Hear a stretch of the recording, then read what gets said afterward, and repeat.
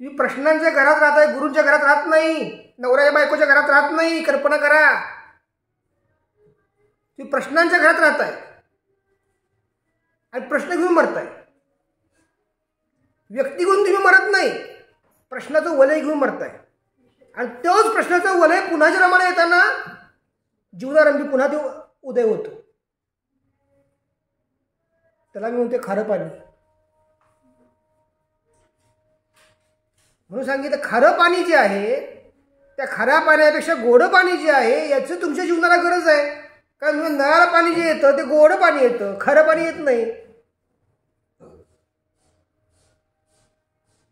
समजते का विषय? पंचभौतिक देह, तत्व किती अवघड आहेत. देह किती कसा आहे? पंचभौतिक. पृथ्वी, आप, तेज, वायू आणि आकाश. म्हणायला सोपं झालं, कृतीला किती अवघड आहे.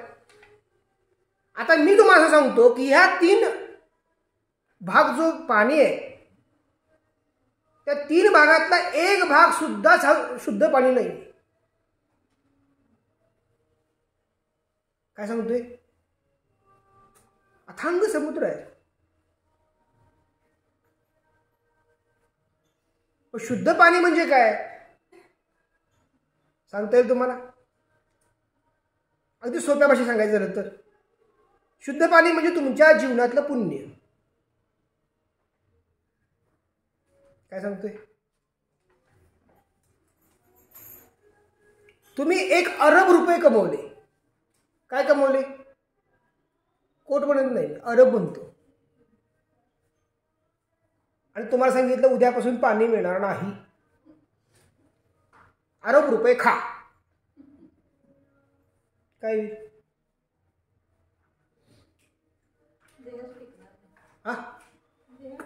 सुंदर वाक्य समजून घ्या. मानवाने निर्मित केलेली कुठलीही वस्तू साधन होऊ शकते, संवर्धन होणार नाही. मानवाने निर्मित केलेली कुठलीही वस्तू साधन होईल, संवर्धन नाही होणार. निसर्गाने निर्माण केलेली वस्तू संवर्धन म्हणून कार्याला येईल.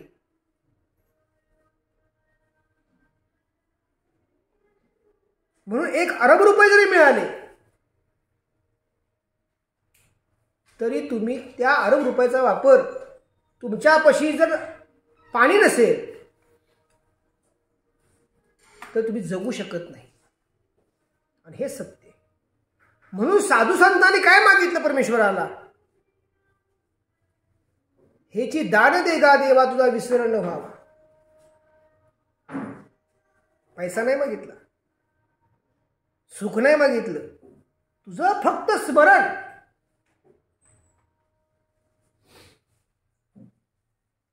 तुम्ही ज्यावेळेस सद्गुरूचं स्मरण करता, सद्गुरू तुमचं स्मरण करतात. काय सांगतोय? ज्या सद्गुरूंना अखंड त्यांच्या गुरूंच्या स्मरणात देह व्यतीत करायचा आहे, अशातनं थोडा वेळ काढून तुमच्याकरता स्मरण केलं म्हणजे ऑटोमॅटिक पुण्य ट्रान्सफर तुमच्याकडे झालं, तुमचं पाप गुरूंच्या ट्रान्सफर झालं. काय सांगितलं? स्मरण केलं की गुरुचं स्मरण नाही, गुरुने तुमचं स्मरण केलं तर तुम्ही गुरूंचं 12 महिने 24 वर्ष स्मरण करत राहावा, काय काय उपयोग नाही. गुरुनी स्मरण तुमचं केलं आणि तुम्हाला एखादी सेवा सांगितली, येताना 5 गुलाब घेऊन ये, एक सेवा सांगितली की काय करावं लागतं? गुरूंना स्वतःचा शक्तिपात करून तुम्हाला पुण्य द्यावंच लागतं. तुम्ही म्हणता आमचं तूप गेलं, फुलं गेली, दक्षिणा गेली, तुमची वाक्य ही असतात. निसर्गाचा नियम काय आहे? रूपांतर शक्ती. निसर्गाचा नियम काय? रूपांतर शक्ती. तुम्ही जेव्हा गुरूंना फुलं द्या, तुम्ही काही वस्तू द्या, तूप असो, दूध असो, काही असू दे वस्तू, आणि त्याच्या मागं तुमची जर भावना निस्पृह असेल की माझ्या गुरुनी मागितलं मी दिलं, मला या देण्याबद्दल माझ्या मनात इतकिंतीची लोभ लाभ नाही, तर असं वाक्य आलं किती दादा मागतायत गेल. भावना, त्याच्या मागे तुझी भावना काय आहे? निस्पृह भावना आहे का याचकाची भावना आहे? याचकाची भावना असेल तर ते देवापाशी अर्पण होऊन सुद्धा तुम्हाला रूपांतरित होणार नाही. समजून घ्या माझं वाक्य. जर आईनं मुलाला शब्द वापरला की मी तुझ्याकरता एवढं केलं, पाण्यात गेलं, आणि मुलाने शब्द आईला वापरला तू माझ्याकरता काय केलं, तरी पाण्यात गेलं. दोन वाक्य समजून घ्यायची. आईनं मुलाला जेव्हा शब्द वापरला जाईल की मी तुझ्याकरता एवढं केलं, हाडकं मोठं केलं, तळाचा पाळणा केला, आता तुला बायको ताब्यात दिलं, तू आता बदललास, पाण्यात गेलं. मुलाने शब्द आईला वापरला की 2 वेळची तुझ्या अन्नाची मी सोय करतोय, तुला पैसे पाठवतोय, तुझी सगळी काळजी घेतोय, तरी पण तू माझं ऐकत नाहीस, पाण्यात गेलं. खरंच खरंच पाणी येते. करायचंय काय? वाक्य सुंदर आहे ना. ह्याची दान दे का देवा, तुझा विसर न व्हावा. दान दिल्यानंतर सुद्धा तुझा विसर न व्हावा. दानाचा विसर नव्हे. मी 100 रुपये दान केले, उपयोग काय याचा? करू नकोस. तू दान दिलंस ना, दानाचा विचार करू नकोस. दान ज्याच्याकरता दिलं त्याचा विचार कर.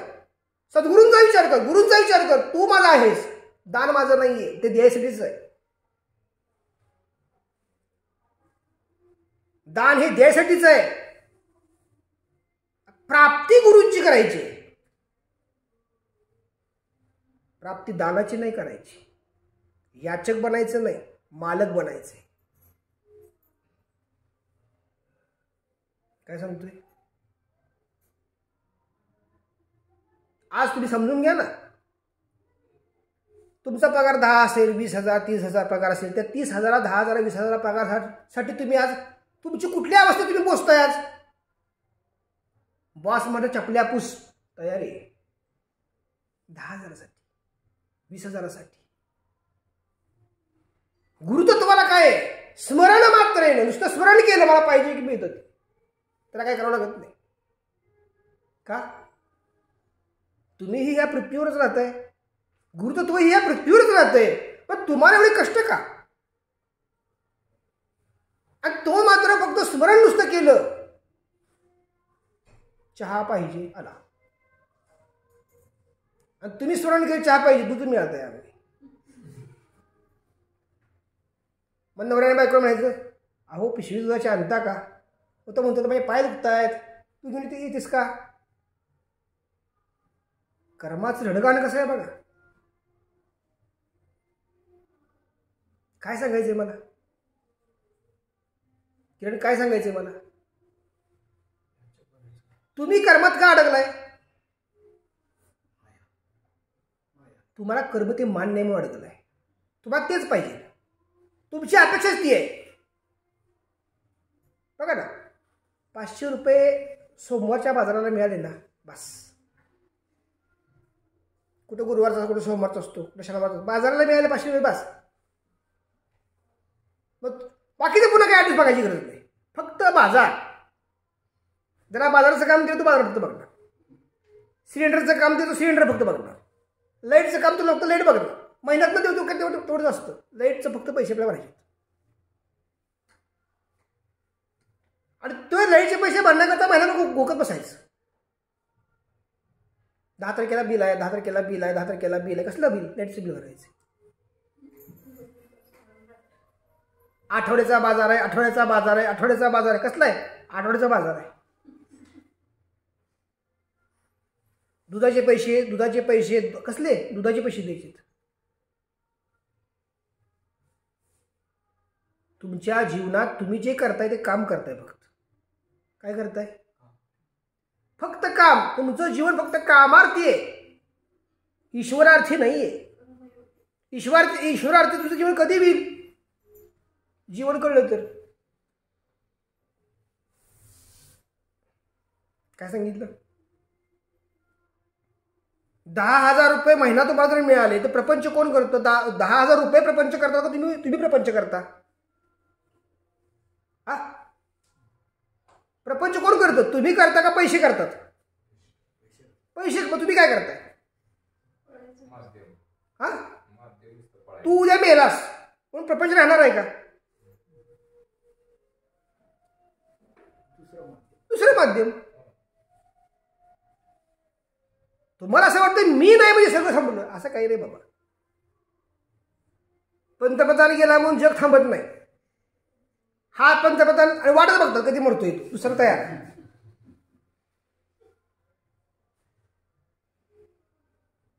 तर कर्म जे हे कसं आहे? कर्म कसं आहे? खऱ्या पाण्यासारखं आहे. आणि खरं पाणी कधी निघतं? श्रम झाल्यानंतर. खरं पाणी कधी निघतं? श्रम झाले शरीराला की खरं पाणी निघतं. खरं पाणी निघाल्यानंतर काय होईल बघा ना. आता देवा तुझं नाव किती गोड आहे. भक्त काय म्हणतो? देवा तुझं नाव किती गोड आहे. पण नाव गोड यासाठी पाणी खरं निघायला पाहिजे ना. असं का म्हणताय? नाव गोड यासाठी, नाम तुझी गोड, पाणी खरे, पाणी ते खरं निघते, मग नाम गोड येते.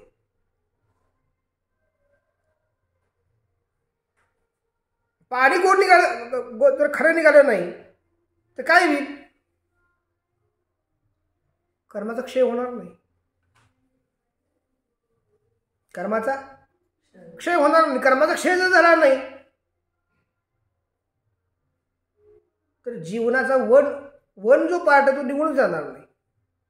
जीवन फक्त वन रूपी राहील, आनंदी रूपी राहणारच नाही. विषय समजतोय का? म्हणजे आपल्याला काय केलं पाहिजे? तुम्ही कोण आहात? एक आहात. तुम्ही कोण आहात? एक आहात. पृथ्वी. काढायचंय काय? 3 पट. काढायचंय काय? बघा ना, एक बी जमिनीत रुजवलं. एक बी जमिनीत रुजवल्यानंतर अंकुर फुटल्यानंतर दोन साईडला दोन त्या बियाची टरफळ निघतात.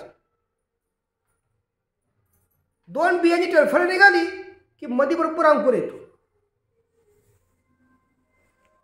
काय सांगतोय? बी आहे, जमिनीत घातलं, पाणी त्याला दिलं की ते फुगतं आणि बाहेर येताना ज्या बीला खाली तुम्ही ठेवलंय त्या बियाची 2 टरफळ होतात. ती 2 बाजूला 2 निघतात आणि मध्ये अंकुर निघतो. म्हणजे तयार काय झालं? अंकुर तयार झाला ना. म्हणजे बीचं रूपांतर झालं. जीवनात बी सुप्त आहे. बी काय आहे? सुप्त आहे. रूपांतर कशात झालं? जीवनात. जर तुम्ही सुप्त आहात, तुमचं रूपांतर झालं पाहिजे ज्ञानात.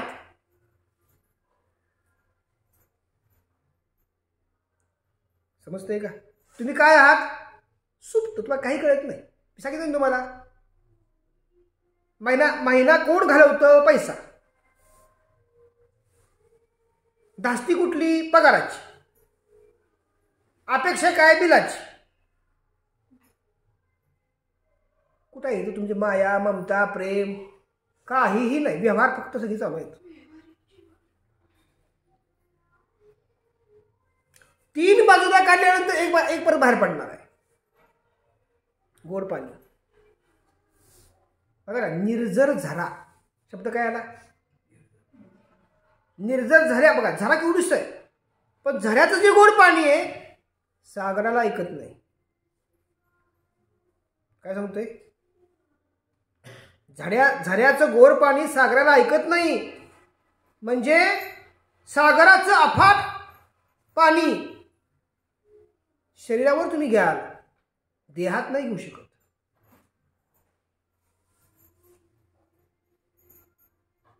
म्हणून सांगितलं मगाशी की सागराचं पाणी जे आहे तुम्ही पिणार नाही,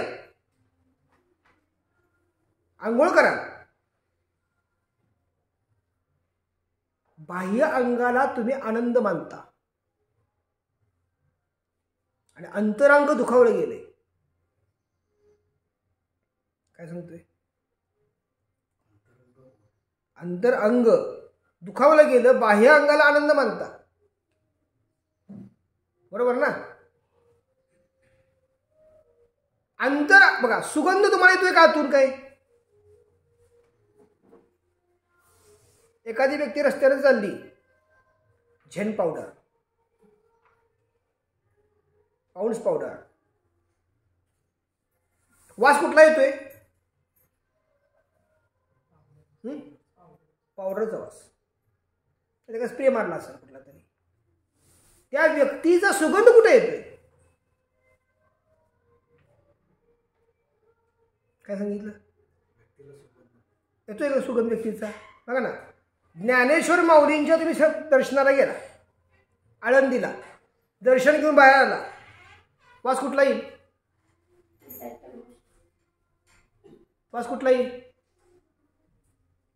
माऊलींचा वास येईल. शिर्डीला तुम्ही गेला, शिर्डीला समाधी दर्शन घेतलं, वास कुठला येईल? बाबांच्या समाधीचा वास येईल.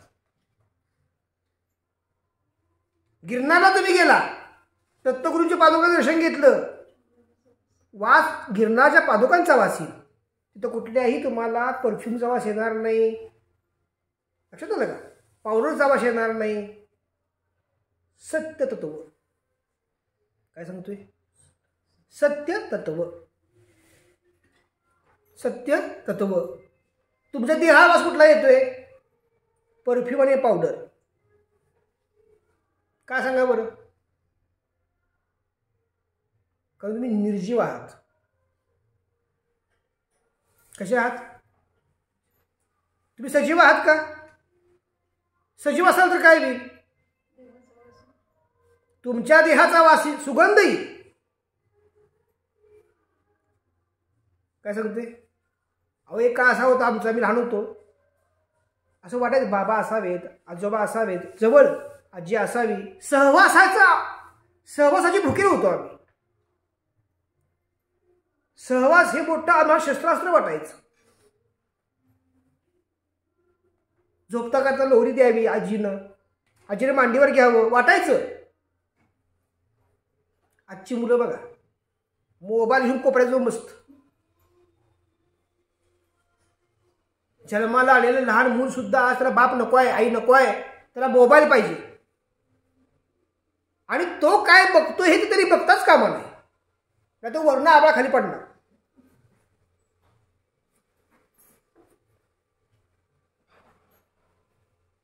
कुठं निघालो आपण? खऱ्या कलियुगात पदार्पण केलं. 5000 फक्त वर्ष झालीत कलियुगात. आता खऱ्या कलियुगात तुम्ही पदार्पण केलं.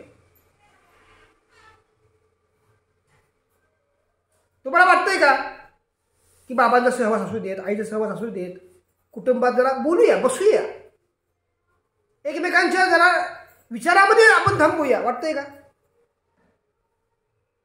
वाटतंय का आदित्य? नाही वाटत. उमरत आल्यानंतर जायची इच्छा होत नाही का रे बाबा? हा, आणि ह्याला यायची इच्छा होत नाही. काय रे स्वरूप? तुम्ही बघा ना, सांगितलं मगाशी, गुरुना प्रसन्न करण्याचा कानमंत्र काय आहे किरण?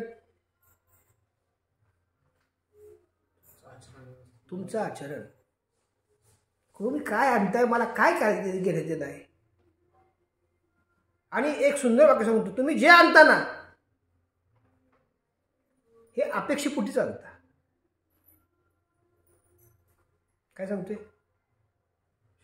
हो, तुम्हाला तर माझ्याकडनं काय अपेक्षा असेल, तुम्ही काय आणणार का माझ्याकडे? मला द्याल का काही? तुम्हाला अपेक्षा आहे. गुरूंचा वरद असतो डॉक्टर केव्हा बसावा म्हणून.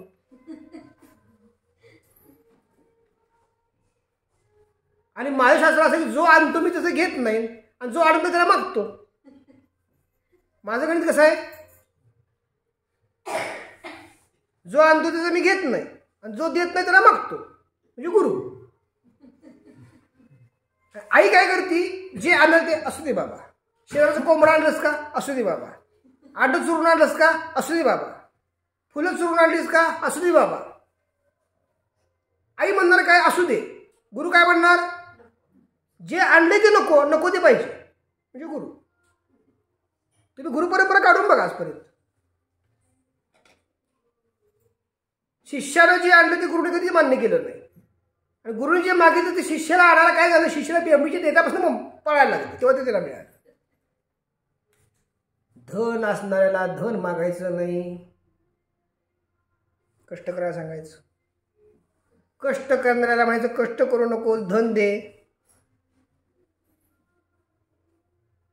काय कळलं? जो म्हणतो वेळ नाही तर आम्ही इथंच बैस,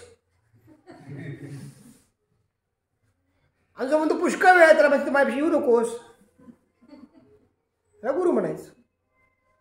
कळलं का दित्य? गुरु कशा म्हणायचं? ज्याला माझ्याकडे यायची इच्छा आहे त्याला म्हणायचं येऊ नकोस, तिथंच थांब. आणि ज्याला याची इच्छा नाही तर म्हणायचं अद्वैत ये माझ्याकडं, ती इच्छा नसती, ये म्हणायचं त्याला. असं काय करायचं सांगा बरं? हे कसं काढायचं? खरं पाणी कसं काढायचं? खरं पाणी काढण्याकरता हे उद्योग करायला लागतं आम्हाला.